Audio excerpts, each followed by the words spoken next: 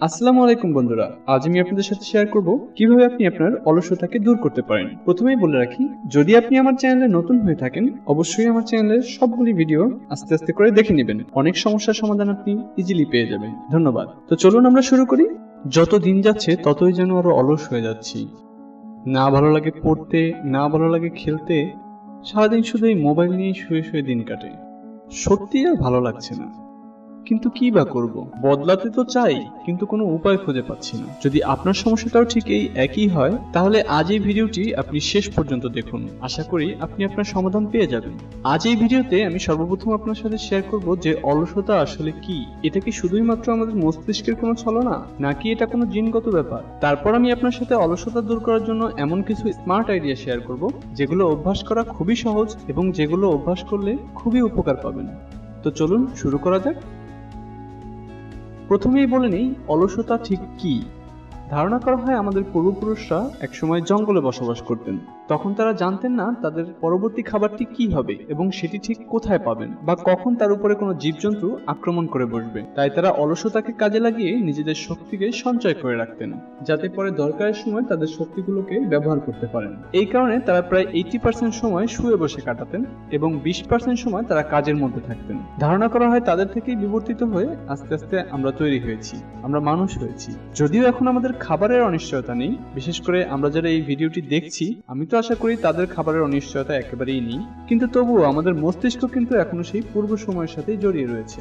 এ কারণেই আমরা দিনের 80% সময় অলস থাকতে পছন্দ করি এবং 20% সময় অ্যাক্টিভলি কাটাই। এখন সমস্যাটা হলো কারো কারো ক্ষেত্রে এই 80-20 ব্যাপারটা 99 এবং 1% এসে দাঁড়িয়েছে। তো এটাকে আসলে কিভাবে বদলানো যায়? চলুন তার আগে বুঝে নেই অলসতা সিস্টেমটি আসলে কিভাবে আমাদের মধ্যে কাজ করে। আমাদের মস্তিষ্কে ডোপামিন নামে একটি হরমোন ক্ষরিত হয়, যেটা আমাদের যে কোনো কাজের ইচ্ছা শক্তিকে কাজে লাগানোর জন্য খুবই বেশি কার্যকর। এই ডোপামিন সিস্টেমকে মস্তিষ্কের রিওয়ার্ড সার্কিটরিও বলা হয়। এই যে ফেসবুক বা সিওসি খেলতে আমরা কি কখনো অলসতা বোধ করি?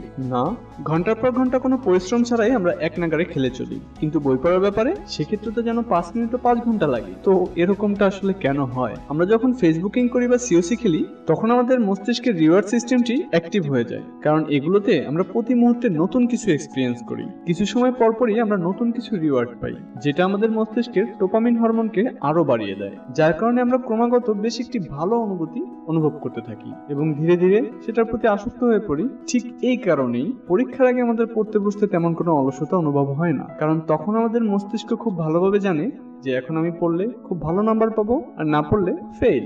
আর কোনো পথ আমার সামনে নেই, যেটা আলটিমেটলি আমাদের রিওয়ার্ড সার্কিটরিকেই অ্যাক্টিভেট করে দেয়। তো অলসতা দূর করার জন্য আমাদের মূল লক্ষ্য হওয়া উচিত কিভাবে আমাদের রিওয়ার্ড সার্কিটরিকে আমাদের ক্ষতি করা থেকে বিরত রেখে উল্টো বরং কিভাবে আমাদের উপকারের জন্য কাজে লাগাতে পারি। এইটুকু করতে পারলে আমরা আমাদের অলসতাকে অনেকখানি কমিয়ে ফেলতে পারবো এবং এই কাজটি করার অনেকগুলো উপায় রয়েছে। কিন্তু বাস্তবতা হচ্ছে এর মধ্যে 80% উপায় বেশ ইমপ্র্যাকটিক্যাল, মানে আমাদের মতো সাধারণ মানুষের ক্ষেত্রে সেগুলোকে ফলো করা বেশিরভাগ ক্ষেত্রেই সম্ভব না। কিন্তু 20% এরকম উপায় রয়েছে যেগুলো খুবই সিম্পল এবং বেশ ইফেক্টিভ। তার মধ্যে থেকে কিছু উপায় আজ আমি আপনাদের সাথে শেয়ার করব।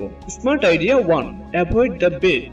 আমরা সারাদিনে যে পরিমাণ কাজ করি তার মধ্যে 90% কাজ নিয়ন্ত্রিত হয় আমাদের সাবকনসিয়াস মাইন্ড দ্বারা, অর্থাৎ আমরা সেগুলো ভেবে ভেবে করি না বা করতে হয় না, অটোমেটিকই আমরা সেগুলো করে ফেলি। এবার যে বিছানায় আপনি রাতে ঘুমান সেই বিছানায় যদি আপনি সারাদিন শুয়ে বসে কাটান তো সারাদিন আপনার মস্তিষ্কের কাছে সিগন্যাল যেতে থাকে এটা হয়তো আপনার ঘুমানোর সময়, অর্থাৎ একভাবে আপনার সাবকনসিয়াস মাইন্ড কনফিউজড হতে থাকে এবং সে সিগন্যাল দিতে থাকে আপনাকে ঘুমের জন্য। ফলস্বরূপ আপনি সারাদিন অলসতা অনুভব করেন। এটাকে বদলেই একটি নতুন অভ্যাস তৈরি করতে হবে। সকালে ঘুম থেকে উঠে যখন না আবার রাতে ঘুমাতে যাচ্ছেন তার আগে কখনোই ওই বিছানায় আর যাবেন না, এমনকি পারলে সোফায়ও বসবেন না। যদি এমন কোনো জায়গায় আপনি সময় কাটান যেখানে এই ঘুম শব্দটি আপনার সাথে জড়িয়ে আছে তাহলে সেখানে বসলেই আপনার অবচেতন মন আপনাকে ঘুমানোর জন্য সিগন্যাল দিতে থাকবে। তাই আমি আপনাকে অনুরোধ করব মেঝেতে বসে বা শক্ত কোনো চেয়ারে বসে কাজটি শেষ করে নিন। এই মেঝেতে বসে কাজ করায় আপনি শুধু অলসতা দূর করাই নয়, সাথে আরো হাজারো বেনিফিট পাবেন। এটা আপনার শরীরকে সুস্থ রাখতে, মনকে ভালো রাখতে এবং আরো অনেক ব্যাপারে হেল্প করবে। তাই যে কোনো কাজ করার জন্য মেঝেতেই বসুন বা অনেকক্ষণ বসে থাকার পরে কোথাও একটু হেলান দিয়ে বা একটু আড়মোড়া ভেঙে আবার কাজ করে যেতে পারেন। Smart idea 2, exercise. অলসতা মূলত দুই ধরনের, একটা শারীরিক, একটা মানসিক। শারীরিক অলসতাকে দূর না করে মানসিক অলসতাকে দূর করা প্রায় অসম্ভব, যেটার জন্য একমাত্র উপায় হলো এক্সারসাইজ করা। কিছু কিছু মানুষ আছে যারা এক্সারসাইজের উপরে আসক্ত, যেন একদিন জিম না করলেই তাদের আর চলে না। ফুড, সেক্স এন্ড এক্সারসাইজ, এই তিনটে জিনিস আমাদের মস্তিষ্কের ডোপামিন হরমোনকে ক্ষরণ করতে এবং রিওয়ার্ড সার্কিটরিকে অ্যাক্টিভেট করতে অনেক বেশি হেল্প করে। যে নিজের সিস্টেমকে যে জিনিসটার সাথে লিঙ্ক করে তোলে সে সেই জিনিসটাই তত বেশি উপভোগ করতে থাকে এবং ধীরে ধীরে সেটার প্রতি আসক্ত হয়ে পড়তে থাকে। এক্সারসাইজ অত্যন্ত উপকারী এবং এক্সারসাইজও বাকি দুটোর মতো আসক্ত করে ফেলতে পারে। তাই যদি আপনি কিছুদিন কষ্ট করে হলেও এক্সারসাইজ করে রিওয়ার্ড সিস্টেমটাকে এই এক্সারসাইজের সাথে লিঙ্ক আপ করে নিতে পারেন, তাহলেই কিন্তু আপনার কাজ হাসিল। আপনার অলসতা তো দূর হবেই, তার সাথে আপনি সুস্থ সবল থাকতেও সক্ষম হবেন। Smart idea 3, reward yourself. আমাদের মূল লক্ষ্য হতে হবে আমাদের রিওয়ার্ড সার্কিটরিকে আমাদের উপকারের জন্য কাজে লাগানো। কিন্তু পড়ালেখার ক্ষেত্রে এটাকে কিভাবে অ্যাক্টিভেট করব? শুধু পড়ালেখা না, যে কোনো কাজ, অর্থাৎ যেটা আপনি জানেন আপনার জন্য করা ভালো বাট আপনি করতে পারছেন না, সেখানে ডোপামিনের ক্ষরণের জন্য আপনাকে এক্সটার্নালি নিজেকে নিজে রিওয়ার্ড দিতে হবে। অর্থাৎ এখন যদি আপনার রিওয়ার্ড সার্কিটরি ফুডের মাধ্যমে সবচেয়ে বেশি অ্যাক্টিভেট হয়ে থাকে, অর্থাৎ আপনি যদি খেতে খুব পছন্দ করেন, ধরুন আপনার প্রিয় খাবার হচ্ছে বিরিয়ানি, তাহলে আপনি নিজেকে নিজে কথা দিন যে আপনি 3 দিনে 3টি চ্যাপ্টার শেষ করে চতুর্থ দিন আপনি নিজের পছন্দের রেস্টুরেন্টে বিরিয়ানি খাবেন। তবে এখানে কিন্তু বিরিয়ানির জায়গায় যে কোনো খাবার বা একটি চকলেটও হতে পারে। যখনই আপনি এরকম করতে উৎসাহী হবেন, আপনার রিওয়ার্ড সার্কিটরি অ্যাক্টিভেট হয়ে যাবে এবং পড়ার জন্য বা অন্য যে কোনো কাজ করার জন্য আপনি নিজে থেকেই আলাদা একটি মোটিভেশন অনুভব করবেন। খুবই মজার এবং খুবই সহজ একটি পদ্ধতি। শুধুমাত্র এটিকে অর্জন করার জন্য আপনার একটু সেলফ ডিসিপ্লিনের প্রয়োজন হবে। স্মার্ট আইডিয়া 4, ডু ইট ইন্টারেস্টলি, অর্থাৎ ভালো লাগা নিয়ে করুন। আমাদের মধ্যে অলসতা তখনই বেশি কাজ করে যখন যে কোনো কাজ আমরা জোর করে করি, অর্থাৎ ভেতর থেকে আমরা কোনো ইন্টারেস্ট ফিল করি না। এবার একটা উপায় হলো এমন কোনো কাজই না করা যেখানে আসলে কোনো ইন্টারেস্ট নেই। সবসময় কিন্তু সেটা সম্ভব হয় না। আমি যদি একজন স্টুডেন্ট হই আর পড়ালেখায় যদি আমার কোনো ইন্টারেস্ট না থাকে, তবুও একটা মিনিমাম এডুকেশনের জন্য হলেও আমাকে পড়তেই হবে। এরকম বিশেষ বিশেষ কিছু ব্যাপার থাকে যেখানে আসলে কাজটাকে ইগনোর করা কোনোভাবেই সম্ভব হয় না। সেক্ষেত্রে কিন্তু আমাদের অন্য উপায় খুঁজতে হবে, এমন কিছু খুঁজে বের করতে হবে যাতে কিনা সেই বোরিং কাজটাও আমাদের কাছে ইন্টারেস্টিং মনে হতে থাকে। যার মধ্যে একটা উপায় তো অবশ্যই বলে দিলাম, রিওয়ার্ড ইয়োরসেলফ। আরেকটা উপায় হলো ট্রাই ইট ডিফারেন্টলি। যেমন একটা হতে পারে কারো বই পড়তে ভালো লাগে না কিন্তু তার শুনতে বেশ ভালো লাগে, বা এমনও হতে পারে তার ভিডিও দেখতে ভালো লাগে। তাহলে তার নিজের মতো করে একটি সিস্টেম তৈরি করে নিতে হবে যাতে করে সে পড়ালেখাটা সুন্দরভাবে নিতে পারে। যখন আমরা কোনো কাজ করতে ইন্টারেস্ট পাই তখন কিন্তু অলসতা সত্যি অনেকখানি চলে যায়। যেমন মহান একজন বলেছেন, everything is easy when you are crazy and nothing is easy when you are lazy.